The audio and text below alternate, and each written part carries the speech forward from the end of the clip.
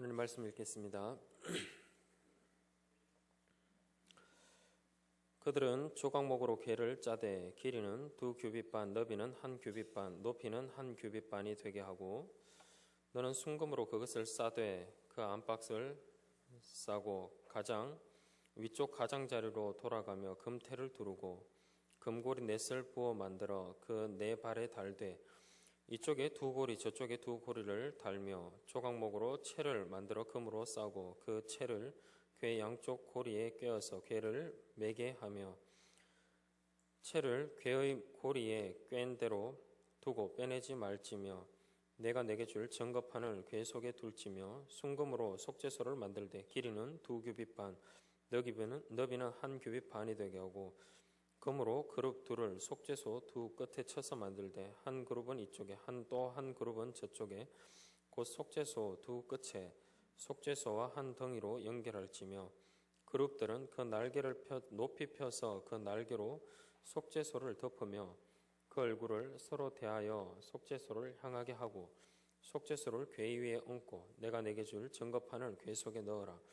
거기서 내가 너와 만나고 속죄소 위 곧 증거궤 위에 있는 두 그룹 사이에서 내가 이스라엘 자손을 위하여 내게 명령할 모든 일을 내게 이르리라. 아멘. 네, 은혜의 보좌에서 통치하시는 하나님에 대해서 말씀 전가하겠습니다. 하나님께서 이스라엘을 애굽에서 건져내셨습니다. 그들은 가나안 땅을 향하여 가고 있습니다. 시내산에 도착한 이스라엘 백성들은 하나님과 언약을 맺습니다. 거룩한 백성과 제사장 나라, 더욱이 하나님의 신부로 이렇게 서로 언약을 맺은 것입니다. 하나님과 이스라엘 백성이 언약을 맺고 하나가 되었습니다. 그런데 이스라엘 백성들 눈에 하나님의 임재가 가시적으로 천둥과 지진과 번개 같은 것들로 드러나긴 하지만 이스라엘 백성들이 하나님과 함께 동행하고 있다 하는 것, 그것을 어떻게 확인할 수 있을까요? 백성들 눈에 하나님 보이지 아니하시고 백성들은 지금 광야에서 자신들을 인도할 그 하나님이 너무나 절실한 시점에 있는 것입니다. 이때 하나님께서는 자기 백성의 확신을 위하여서 백성 가운데 집을 짓습니다.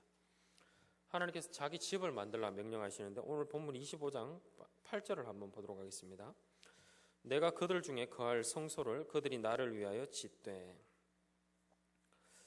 하나님께서 이스라엘 백성과 함께 하시려고 집을 만들라 하십니다. 내가 그들 중에 거할 성소라 말씀합니다. 이제 막 하나님의 백성들이 된 그들과 함께 하시기 위함입니다. 그들에게 확신과 위로를 주시려고 하심입니다. 또한 왕이신 하나님, 나는 너희 하나님 되고 너희는 내 백성이 되리라 하신 그 하나님께서 왕으로 이스라엘 백성들을 다스리기 위하여서 함께 하십니다. 그래서 이 성소라 하는 것, 하나님의 집은 왕의 집, 왕궁과 같은 것입니다. 성소는 왕이신 하나님의 집으로서 하나님께서 그 가운데 계시며 자기 백성과 동행하십니다. 그런데 이 성소가 얼마나 초라합니까? 성소가 참 초라하죠. 텐트 가지고 이렇게 만듭니다. 우리 주 예수 그리스도께서 우리와 함께 하시려고 사람의 몸을 입으신 것 얼마나 초라합니까? 그러나 자기 백성을 위하여서 하나님께서 자기를 낮추시는 것입니다. 자기 백성과 함께 하시려고 성소를 지으라 명령하셨습니다. 하나님의 집, 이 성소에는 거룩한 방이 있습니다. 마당도 있고 방도 2개나 있습니다. 그런데 지성소, 그곳은 아무나 들어갈 수 없는 방입니다. 왕이 계신 곳이기 때문에 함부로 아무나 들어갈 수 없습니다. 그리고 그 방 안에는 의자가 하나 있습니다. 바로 왕의 의자, 하나님께서 앉으시는 의자입니다. 하나님께서는 자기 백성들 가운데 집을 만드시고 그 집의 한 가운데에다가 한 방에다가 자기의 보좌를 두십니다. 하나님이 이렇게 자기 백성과 함께하는 분이심을, 자기 백성을 다스리는 분이심을 왕의 의자가 있다 하면 왕의 의자만 딱 보면은 무엇이 연상됩니까, 여러분? 왕이 그 자리에 앉아서 백성들을 통치하는 명령을 내리는 그런 장면이 이렇게 우리 머릿속에 쉽게 떠오르지 않습니까? 오늘 본문 보면 하나님께서 이 왕의 의자를, 지성소 안에 있는 왕의 의자, 본문에는 정거궤라고 표현되어 있습니다. 그런데 이 정거궤를 어떻게 만들어야 하는지를 가르쳐주고 있습니다. 제일 밑에 정거궤가 있고요. 그 위에 속죄소가 있고 그 위에 천사 둘이 날개를 이렇게 펼쳐가지고 서로 마주보고 있습니다. 그런데 성경은 이 지성소 안에 있는 언약궤 위에, 언약궤 네모 상자 위에 속죄소가 있고 속죄소 위에 그룹이, 천사가 둘이 이렇게 마주보고 있습니다. 날개를 펴고. 그런데 이 모양을 성경은 의자라, 하나님의 보좌라 이렇게 말씀을 합니다. 역대상 28장에 보면 언약궤를 하나님의 발판이라 이렇게 말합니다. 언약궤 제일 밑에 있는 거죠. 제일 밑에 있는 이 언약궤가 하나님의 발판입니다. 발을 이렇게 딛고 서 있는, 발을 얹어두는 곳입니다. 그럼 하나님께서는 어디에 앉아 계시냐면 언약궤의 뚜껑인 속죄소입니다. 언약궤의 뚜껑인 그 속죄소에 하나님께서 앉아 계십니다. 성경 여러 곳에서 하나님께서는 그룹들 사이에, 천사들 사이에 앉아 계신다, 천사들 사이에 거하신다 이렇게 많이 표현을 하고 있습니다.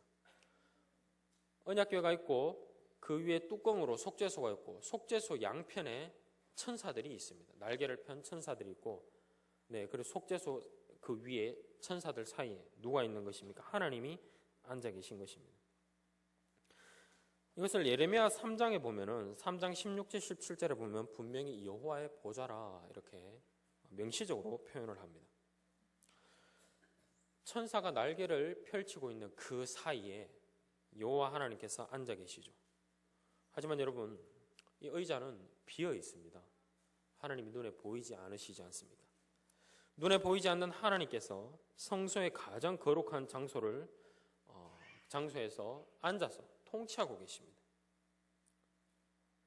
백성은 하나님을 눈으로 볼 수는 없지만 하나님께서 거하시는 집과 그 가운데 왕의 보좌가 있는 것을 보고 또 그것을 알고, 하나님께서 저 안에 계시구나, 우리와 함께하고 계시구나 하는 것에 대한 확신을 가질 수 있는 것입니다. 그러므로 백성은 왕이신 하나님의 통치를 받기 위해서 그 보좌 앞으로 나아가야 되고 그 보좌를 잊으면 안 되는 것입니다. 오늘 설교에서는 이 언약궤 그리고 그 위에 있는 속죄소, 그 위에 있는 이 두 그룹 천사에 대해서 아주 좀 간략히 살펴보려고 하는데, 살펴보는 순서는 이 본문을 문학적으로 설명을 좀 드려야 될 필요는 있지만 문학적인 구조가 그렇게 되어 있습니다. 또 시각적으로 볼 때도 그렇습니다. 밖에서 이렇게 딱 보면은 제일 먼저 보이는 게 뭐겠습니까? 천사입니다. 그리고 그 위에 속죄소, 그 밑에 언약궤가 있죠. 본문의 문학적 구조도 실제로 천사를 가장 이렇게 핵심적으로 드러내고 있으면서 속죄소 그리고 그 밑에 언약궤, 이런 구조로 이렇게 되어 있는데 이 순서를 따라서 설교를 하도록 하겠습니다. 먼저 첫 번째로 하나님께서 날개를 편 두 천사 사이에서 백성을 통치하신다 하는 것입니다. 날개를 펼친 두 천사 사이에서 하나님께서 백성을 통치하십니다. 하나님께서 두 그룹을 만들라 하십니다. 여기에 나오는 두 그룹은 천사를 말합니다. 금으로 두 천사를 만듭니다. 속죄소 양 끝에 천사를 둘 만드는 것이죠. 이 두 천사는 속죄소 위에서 서로 마주하여서 날개를 이렇게 펼치고 마주보면서 날개를 펼치고 있습니다. 그리고 고개는 속죄소로 향하여서 숙이고 있습니다. 하나님께서 왜 이와 같은 천사의 모습을 만들라고 명령하셨을까? 한 22절을 한번 읽어보도록 하겠습니다. 출애굽기 25장 22절입니다. 거기서 내가 너와 만나고 속죄소 위 곧 정거궤 위에 있는 두 그룹 사이에서 내가 이스라엘 자손을 위하여 내게 명령할 모든 일을 내게 이르리라. 하나님께서는 두 천사 사이에서 이스라엘 자손에게 명령하겠다 하십니다. 왕이시죠. 어명을 내리는 것입니다. 하나님께서는 이스라엘 가운데 왕으로 좌정하시고 명령하십니다. 천사들은 여호와의 명을 받드는 사자들입니다. 그래서 명령하실 때 옆에서 수종을 들고 있는 것입니다. 천사는 여호와 하나님을 섬기는 존재들입니다. 하나님께서는 천사들을 사자로 보내어서 일꾼이죠. 전령으로 그렇게 보내어서 일하시는데 히브리서 1장 7절에 이에 대해서 정언을 해줍니다. 또 천사들에 관하여는 그는 그의 천사들을 바람으로 그의 사역자들을 불꽃으로 삼으시느니라 하셨으되, 이 본문의 표현을 보면은 사역자들을 불꽃으로, 다른 천사들과 사역자들이 다른 것 같이 이렇게 나타나지만 똑같은 것입니다. 천사들을 바람과 같은 그런 메신저들로, 불꽃같이 강력한 능력을 가진 사자들로 삼으셔서 천사들을 이렇게 보내셔서 일하신다는 것입니다. 구약에서 천사는 하나님의 명을 받들어 말씀을 전하는 사자입니다. 어명을 전달하는 일꾼입니다. 또 때론 하나님께서 이 천사들을 전차로 삼으시고 타고 날아다니십니다. 하나님께서는 천사를 타고 날아다니십니다. 이 장면이 에스겔에 아주 잘 묘사되어 있는데 시편 18편만 제가 읽어드리겠습니다. 18편에 그룹을 타고 다니시며 바람 날개를 타고 높이 솟아오르셨도다.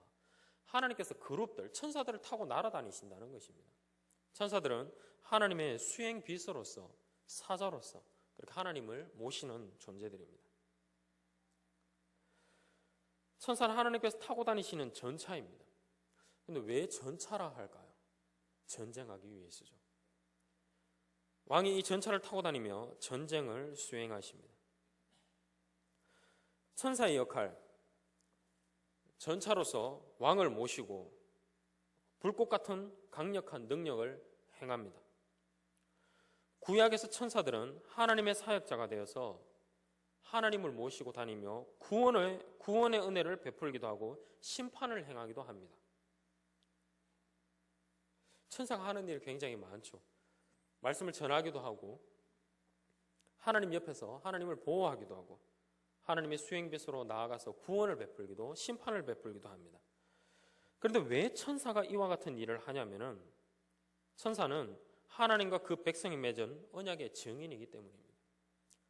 천사는 하나님의 말씀이 있는 그 지성소, 언약궤 위에서 하나님의 말씀이 무엇인지 확인을 했고, 백성이 어떤 말씀을 받았는지, 하나님은 어떤 말씀을 하셨는지 그 가운데 다 보고 들은 존재들입니다. 그래서 증인입니다. 천사의 형상은 속죄소와 연결이 되어 있습니다. 그리고 속죄소는 언약궤와도 연결되어 있죠. 제일 밑에 언약궤, 속죄소, 두 천사 있는데 이게 다 하나로 연결이 되어 있습니다. 두 천사는 하나님의 명령을 전달할 뿐 아니라 그 명령에 대한 증인으로 어떤 말씀을 전했는지, 그리고 이 말씀을 과연 받은 백성들이 이 말씀을 잘 순종하는지 여부까지도 살핍니다. 그리고 하나님의 명령을 받들어 순종하는 자를 구원하고 불순종하는 자에게는 하나님의 심판을 시행합니다. 이와 같은 예가 아주 잘 드러난 본문이 창세기 18, 19장에 나타납니다. 여호와 하나님께서 두 천사와 함께 아브라함에게 강림하셨습니다. 여호와께서는 두 천사와 함께 강림하셨는데 목적이 무엇이냐면 소돔과 고모라를 심판하는 것입니다. 이 본문에 소돔과 고모라는 이방 땅이 아닙니다. 그곳에는 언약 백성들이 있었고 타락한 언약 백성들, 하나님의 말씀을 저버린 옛 세상의 백성들이 살고 있는 곳이었습니다.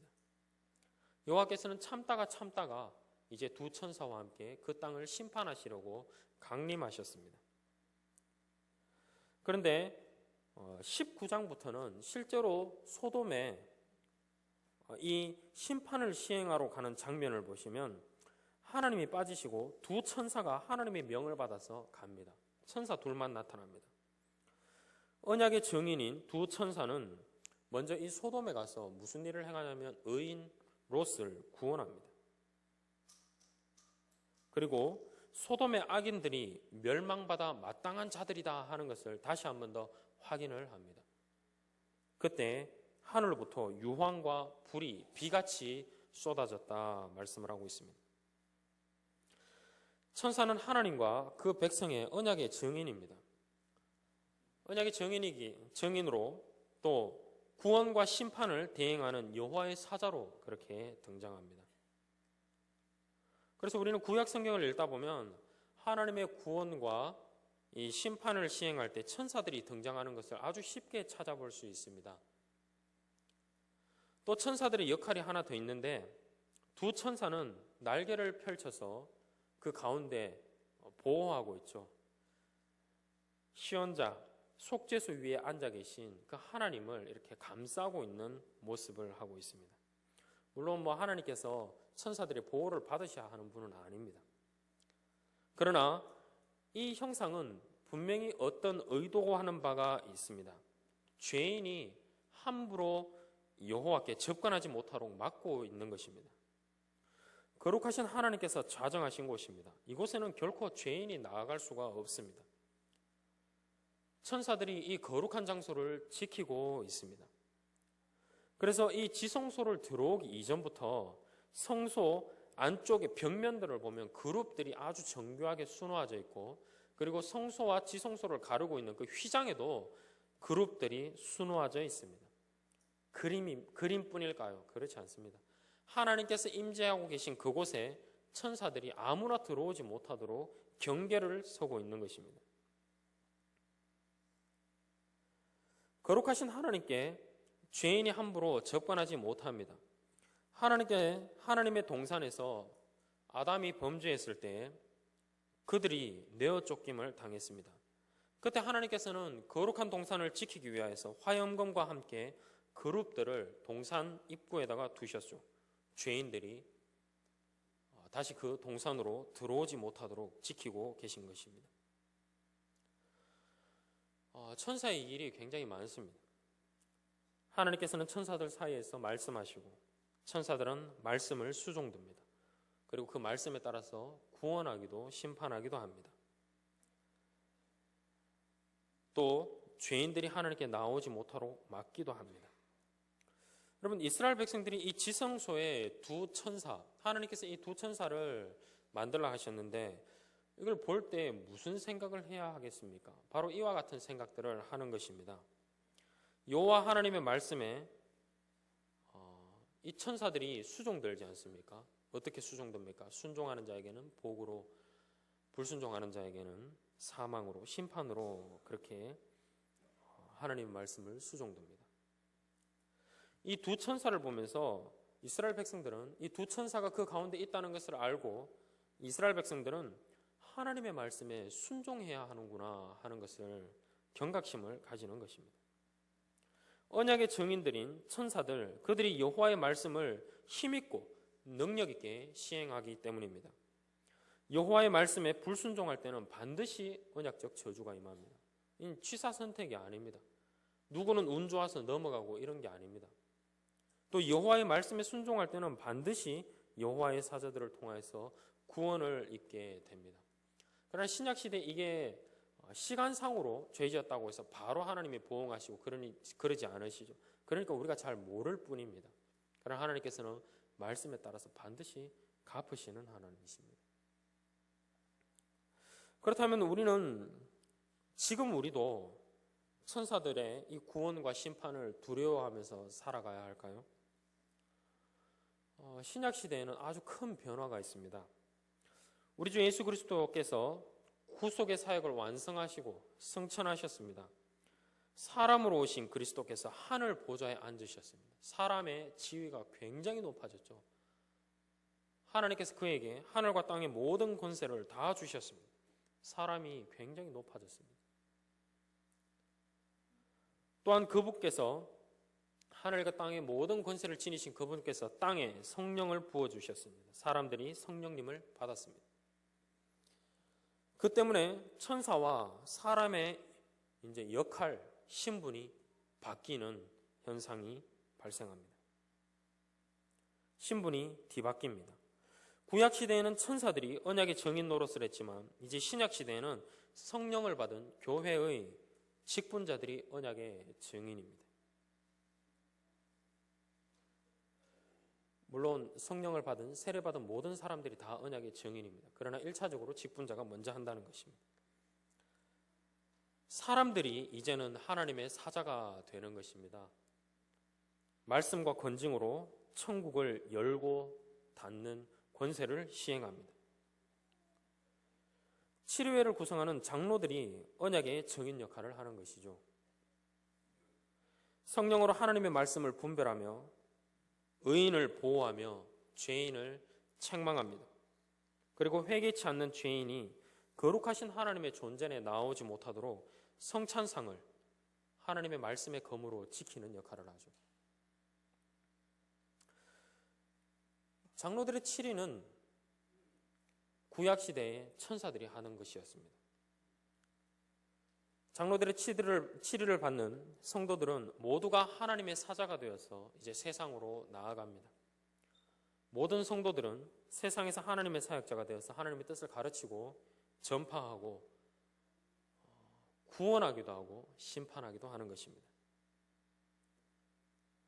구약시대의 사람들은 천사의 심판과 구원을 받았지만 신약시대 사람들이 천사와 세상을 심판합니다.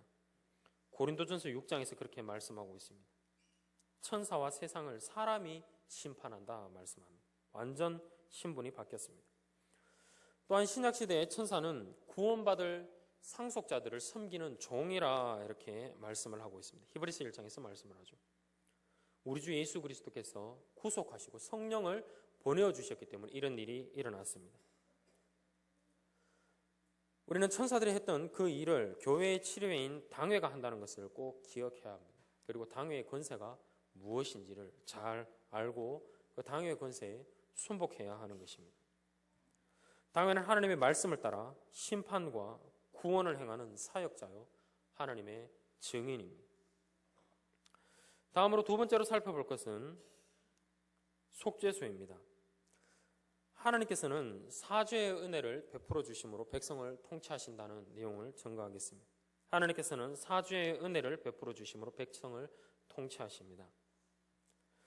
천사의 두 천사와 그 날개 아래에 속죄소가 있습니다. 속죄소는 정거궤를 덮고 있는 뚜껑입니다. 그냥 이게 뚜껑인데 속죄소 밑에 정거판을 넣어두는 정거궤가 있죠. 그걸 덮는 뚜껑입니다. 그런데 이 뚜껑을 정거궤를 덮고 있는 그 덮개를 속죄소라 부르고 또 성경 많은 곳에서 번역이 다 다릅니다. 이 속죄소는 은혜의 보좌, 시연좌라고도 번역되고 은혜의 자리, 뭐 여러 가지 이름으로 이렇게 번역이 됩니다. 왜 이와 같은 이름으로 불리냐면 속죄소는 죄를 사하는 장소이기 때문입니다. 그래서 하나님의 은혜가 임하는 자리다. 그렇게 부르기도 합니다. 이 속죄소는 짐승의 피가 뿌려지고 하나님께서는 이 속죄소의 짐승의 피가 뿌려질 때 자기 백성을 긍휼히 여기십니다. 그리고 죄를 사해 주십니다. 여호와의 날개 아래, 천사의 날개 아래에 피하는 백성은 죄의 짐을 벗어버립니다. 하나님의 형벌을 피합니다. 사죄의 은혜를 입을 수 있게 됩니다. 이스라엘의 대제사장은 1년에 단 하루 지성소에 들어갑니다. 단 하루 동안은 여러 차례 왔다 갔다 합니다. 1년에 단 하루 이 지성소에 들어가서 속죄소에 짐승의 피를 뿌립니다. 대속죄일인 7월 10일이 되면 대제사장은 이스라엘을 대표해서 지성소에 들어갑니다. 그리고 속죄소에 짐승의 피를 뿌림으로 어떤 일이 발생하냐면 모든 백성들의 죄가 대속을 받습니다. 레위기 16장 14절부터인데 한번 띄워주시기 바랍니다. 그는 또 수송아지의 피를 가져다가 손가락으로 속죄소 동쪽에 뿌리고 또 손가락으로 그 피를 속죄소 앞에 7번 뿌릴 것이며 또 백성을 위한 속죄제 염소를 잡아 그 피를 가지고 휘장 안에 들어가서 그 수송아지 피로 행함같이 그 피로 행하여 속죄소 위와 속죄소 앞에 뿌릴지니 곧 이스라엘 자손의 부정과 그들이 범한 모든 죄로 말미암아 지성소를 위하여 속죄하고 또 그들의 부정한 중에 있는 회막을 위하여 그같이 할 것이요. 이 본문만 읽었을 때는 사실 정확하게 잘 나타나는 것 같지는 않지만 속죄소에 피를 뿌릴 때 이스라엘 백성 모든 백성들을 위한 죄가 속해진다 하는 것을 이 본문 레위기 16장 전체가 이야기를 하고 있습니다. 이 속죄소는 이스라엘 백성들의 죄를 속하는 장소입니다. 여호와의 날개 아래, 천사의 날개 아래, 천사의 날개 아래 뭐가 있습니까? 이 사죄의 은혜가 베풀어지는 장소가 있는 것입니다. 속죄소가 있습니다. 그런데 이 속죄소는 두 천사와 아주 긴밀하게 연결되어 있는데 본문이 그것을 강조를 하고 있습니다. 출애굽기 25장 19절 20절입니다. 출애굽기 25장 19절 20절입니다. 한 그룹은 이 끝에 또 한 그룹은 저 끝에 곧 속죄소 두 끝에 속죄소와 한 덩이로 연결할지며 그룹들은 그 날개를 높이 펴서 그 날개로 속죄소를 덮으며 그 얼굴을 서로 대하여 속죄소를 향하게 하고 하나님께서 두 천사를 그 밑에 있는 속죄소와 연결해서 만들라 이렇게 명령을 하십니다. 두 천사와 속죄소가 떨어질 수 없이 연결이 되어 있습니다. 이 18절과 19절에는 반복해서 이것을 강조를 하고 있습니다. 아주 큰 의미를 지녔기 때문입니다. 하나님의 속죄가 천사의 사역과 떨어질 수 없다 하는 것을 가르쳐주기 때문입니다. 하나님의 속죄가 천사의 사역과 떨어질 수가 없습니다. 천사가 권세를 시행할 때, 정인으로서 권세를 시행할 때 그 권세에 순복하는 자는 사죄의 은총을 받습니다. 당회가 그 권세를 시행할 때 그게 순복하는 자는 사죄의 은총을 받을 수 있다 하는 것입니다. 이는 하나님의 사역자가 행하는 구원과 보호, 하나님의 사역자가 행하는 구원과 보호가 속죄, 밑에 있는 그 속죄와 결코 떨어질 수 없다는 것을 가르쳐주는 것입니다. 그러면 천사가 하는 일, 당회가 하는 일은 무엇입니까? 속죄를 위한 일을 행해야 한다는 것입니다. 우리는 천사가 하나님의 백성을 구원하며 심판하는 것을 보았습니다. 그런데 어떻게 하면 여호와의 구원을 입을 수 있을까요? 여호와의 날개, 천사의 날개 아래에 들어가야 하는 것입니다. 속죄의 은혜가 베풀어지는 그 장소로 가야 합니다. 그 날개 아래에 속죄소가 있죠. 하나님의 백성들이 여호와의 날개 아래에 보호받으러 올 때 하나님께서는 그들에게 사죄의 은혜, 용서하는 그 은혜를 베풀어 주십니다. 그래서 성경 아주 많은 곳에서 여호와의 날개 아래가 가장 안전한 곳이라 이렇게 말씀합니다. 여러분, 근데 하나님께서 날개를 가지고 계십니까? 이것은 상징적인 표현입니다. 하나님께서 어디 날개가 있으십니까? 그렇지 않죠. 이는 언약궤를 떠올리게 하는 상징적인 언어인 것입니다. 하나님께서 앉아 계시는 그 보좌, 그 옆에 뭐가 있습니까? 천사들이 날개를 펼치고 있지 않습니까? 마치 하나님의 날개처럼 그렇게 펼치고 있습니다. 그래서 여호와의 날개 아래 보호를 받으러 오라 이렇게 말합니다. 그렇게 보호를 받으러 온 사람들은 사죄의 은혜를 입습니다. 죄사함의 은혜를 입고 하나님의 형벌과 심판을 피합니다. 구원과 보호를 경험합니다. 여호와의 날개 아래 그 안식처에 보호를 받으라. 성경 아주 많은 곳에서 명령하죠. 특별히 하나님께서 그 백성을 구원하시고 보호하실 때 날개를 통하여 이 일을 행하셨다고 말씀을 합니다. 우리는 이스라엘 백성들이 애굽에서 걸어 나왔다고 생각을 하죠. 걸어 나왔습니다. 이스라엘 백성들이 걸어 나와서 홍해를 걸어서 건넜고 광야를 걸어 다녔습니다. 그런데 성경은 그렇게 말씀을 하지 않습니다. 출애굽기 19장 4절입니다. 내가 애굽 사람에게 어떻게 행하였음과 내가 어떻게 독수리 날개로 너희를 업어 내게로 인도하였음을 너희가 보았느니라. 지금 이것은 시내산에서 하나님께서 말씀하시는 것입니다. 하나님께서 시내산에 강림하시고 너희가 이곳에 어떻게 왔느냐? 내가 독수리 날개로 너희를 업어서 왔다. 너희가 걸어온 것이 아니다. 이렇게 말씀을 하고 있는 것입니다. 물론 상징적인 언어지만 굉장히 중요한 표현입니다. 하나님께서는 이스라엘 백성들을 독수리 날개로 업어 구원하셨습니다. 그 날개가 지성소에 있습니다. 여호와의 날개, 그곳은 언약 백성의 피난처이며 구원의 은혜가 있는 곳이다 하는 것을 가르쳐주는 것입니다. 이러한 구원을 기억하면서 시편 기자들은 여호와의 날개가 가장 든든한 피난처이다. 그 날개 아래에서 구원의 은혜가 나온다. 이렇게 노래를 했는데 아주 여러 성경 구절이 있는데 몇 가지만 좀 뽑았습니다. 시편을 좀 띄워주시기 바랍니다. 시편 17편 8절 보시면 나를 눈동자같이 지키시고 주의 날개 그늘 아래에 감추사. 36편 7절 보시면 사람들이 주의 날개 그늘 아래에 피하나이다. 63편 7절입니다. 내가 주의 날개 그늘에서 즐겁게 부르리이다. 91편 4절입니다. 그가 너를 그의 깃으로, 이것도 날개라는 표현입니다. 날개로 덮으시리니 내가 그의 날개 아래에 피하리로다. 이것은 너무나 든든하고 안전한 피난처입니다. 여호와의 날개 아래는 안전이 보장된 확고한 그 안전이 있는 피난처입니다. 그래서 보아스도 룻에게 이렇게 말했죠. 이스라엘의 하나님 여호와께서 그의 날개 아래에 보호를 받으러 온 내게 온전한 상 주시기를 원하노라. 보아스가 룻에게 이렇게 말씀했습니다. 여호와의 날개 아래, 그곳은 속죄의 은혜가 있는 곳입니다. 그곳에 나아가는 자는 죄를 용서받고 하나님의 보호를 받습니다. 그래서 예수님께서도 범죄하는 이 이스라엘 그들을 날개 아래 품으려고 했다. 내가 너희를 날개 아래 품어 보호하려고 했다고 이렇게 아주 강조하면서 말씀하십니다. 마태복음 23장 37절입니다. 범죄한 예루살렘에게 말씀하시죠. 예루살렘아 예루살렘아 선지자들을 죽이고 내게 파송된 자들을 돌로 치는 자여, 암탉이 그 새끼를 날개 아래에 모음같이 내가 내 자녀를 모으려 한 일이 몇 번이더냐.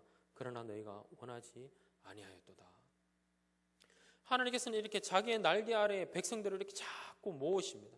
용서를 베풀어 주시기 위함입니다.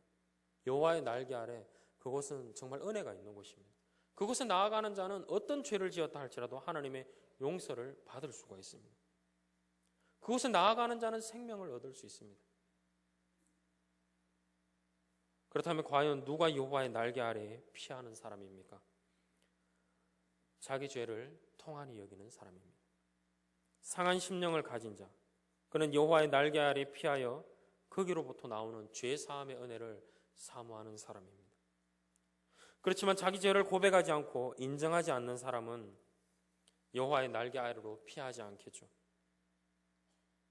우리는 천사의 날개 아래에 속죄소가 있다는 사실을 보며 사죄의 확신을 가져야 합니다. 여러분, 구약의 천사들이 하나님의 말씀을 수종될 때 백성들을 죽이기 위해서 날아다녔을까요? 전혀 그렇지 않습니다. 이스라엘 백성들이 죄를 지을 때 천사들이 가서 책망하는 것입니다. 돌이키라고. 이 날개 아래에 들어올 때 용서받을 수 있다고, 죄에서 돌이키라 권고하는 것입니다.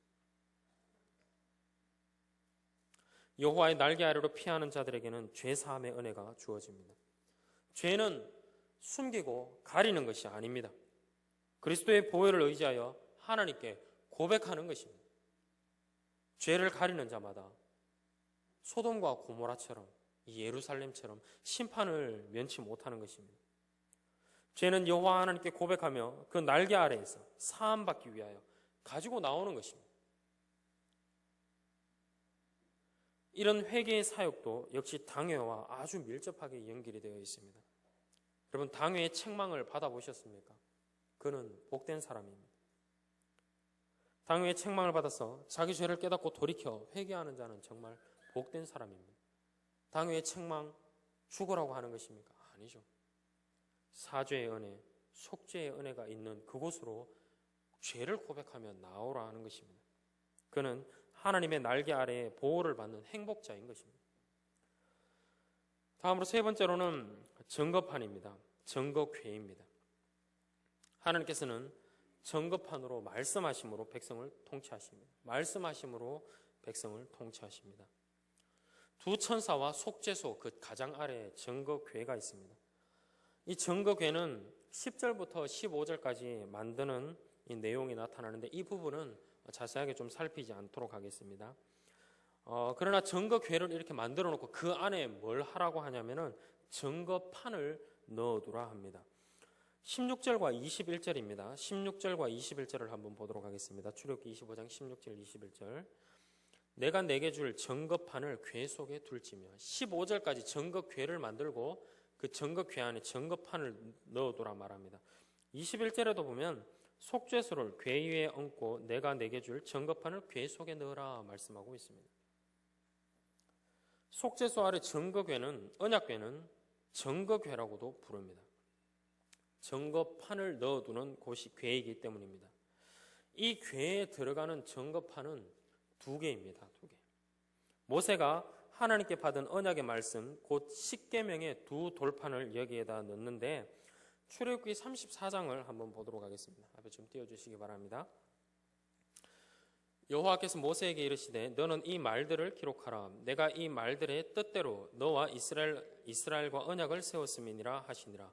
모세가 여호와와 함께 40일 40야를 거기 있으면서 떡도 먹지 아니하였고 물도 마시지 아니하였으며 여호와께서는 언약의 말씀 곧 십계명을 그 판들에 기록하셨더라. 모세가 그 증거의 두 판을 모세의 손에 들고 시내산에서 내려오니 이 본문을 보시면 증거궤 안에 넣어놓는 이 판은 두 개입니다.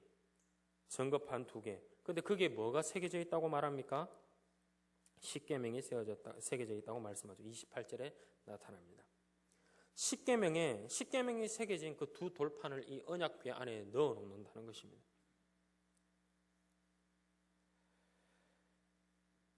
우리는 이 십계명을 통하여서 하나님께서 자기 백성에게 원하시는 뜻이 무엇인지, 어떻게 하나님을 섬겨야 하는지를 배우죠. 그런데 이 십계명에는 이런 의미만 있지 않습니다. 두 개가 있죠. 하나는 백성이 가지는 것이며 하나는 하나님이 가지는 것입니다. 너희가 이 말씀대로 살아라. 나도 이 말씀대로 너희들에게 그대로 행해주겠다. 서로가 약속을 한 것입니다. 언약을 한 것입니다. 그래서 증거판은 두 개입니다. 이 증거판에는 이스라엘 백성들이 하나님을 어떻게 섬겨야 할지, 그리고 하나님께서 이스라엘 백성들을 어떻게 신실하게 대우하시는지도 잘 나타나 있습니다. 그래서 이 말씀을 배우면 하나님이 어떤 분이신지, 하나님이 나에게 어떻게 하실 것인지, 또 우리는 하나님께 어떻게 해야 될 것인지, 이 하나님의 뜻이 다 드러나는 것입니다. 언약의 파트너인 하나님과 그 백성이 어떻게 알콩달콩 그렇게 살아가야 하는지를 이 말씀 안에서 다 배울 수 있는 것입니다. 그래서 이 십계명을 배우는 것은 아주 중요한 일입니다.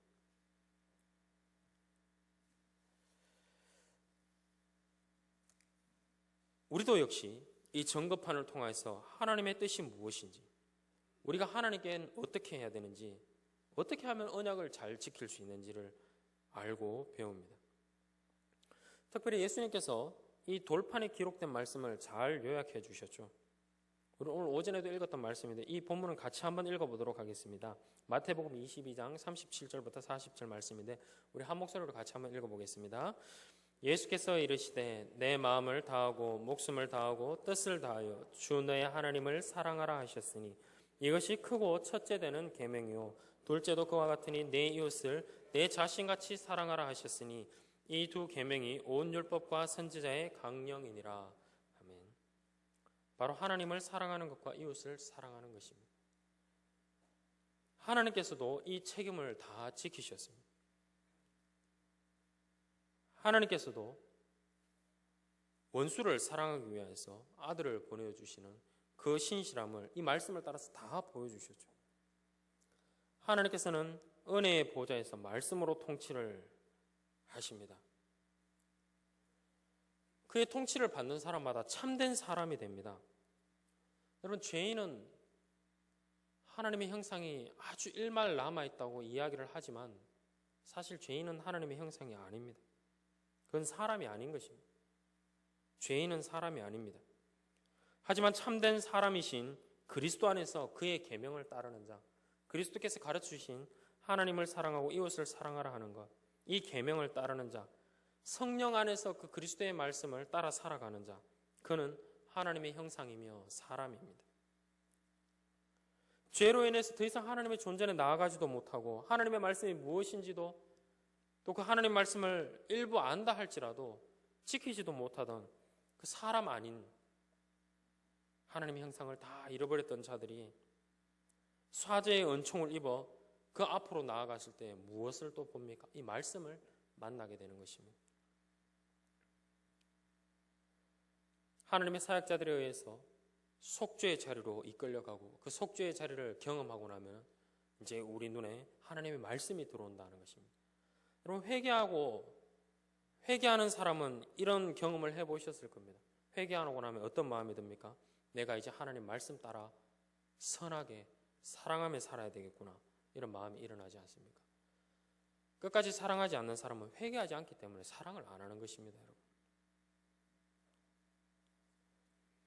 속죄의 은혜를 경험하는 사람들은 이렇게 사랑에 대해서 하나님께 요구받기도 하고 성령 안에서 이렇게 사랑하며 삽니다. 하나님의 형상을 회복한 것이죠. 참 사람이 된 것입니다. 사랑하며 살아가는 사람, 그리스도 안에 있는 사람입니다. 그가 사람입니다. 하나님께서 이렇게 성소를 만들라고 명령하시면서 가장 먼저 은혜의 보좌를 보여주셨습니다. 은혜의 보좌. 하나님께서 성소 안에 은혜의 보좌 안에 그 안에 앉아 계시죠. 그 보좌로부터 하나님께서는 자기 백성을 다스리십니다. 함께 하시면서 다스리십니다. 우리가 보좌를 볼 때 깨달아야 할 것들이 그런 것들입니다. 하나님께서 자신의 사역자들을 통해서 심판과 구원을 시행하시며 우리를 다스린다는 것, 그리고 그 다스림에 순복하는 자들에게는 사죄의 은총을 내려준다는 것입니다. 그 다스림은 폭력적이며 그 다스림은 사람의 양심을 억압하는 것이 아닙니다. 죽어가는 사람에게 새로운 생명을 주는 것입니다. 여러분, 여호와의 이 날개 아래에 피하는 것보다 더 평안한 것은 없습니다. 여러분, 죄 짓고 죄를 숨기는 것만큼 힘든 게 있습니까, 여러분? 죄를 숨기는 것, 그게 제일 힘듭니다. 죄를 숨기는 사람의 그 양심이 얼마나 힘듭니까? 눌립니까? 죄를 지었을 때는 고백하고 하나님께 용서를 구하는 것입니다. 교회 앞에 고백하는 것입니다. 교회가 돌 던지겠습니까? 그렇지 않습니다. 결코 그리 할 수 없습니다. 우리 주 예수 그리스도께서 돌 맞아야 하는 우리에게 용서를 베풀어 주셨기 때문에 교회는 그리 하지 않습니다. 이렇게 하나님의 은혜를 잊고 사람답게 좀 살아보았으면 좋겠습니다.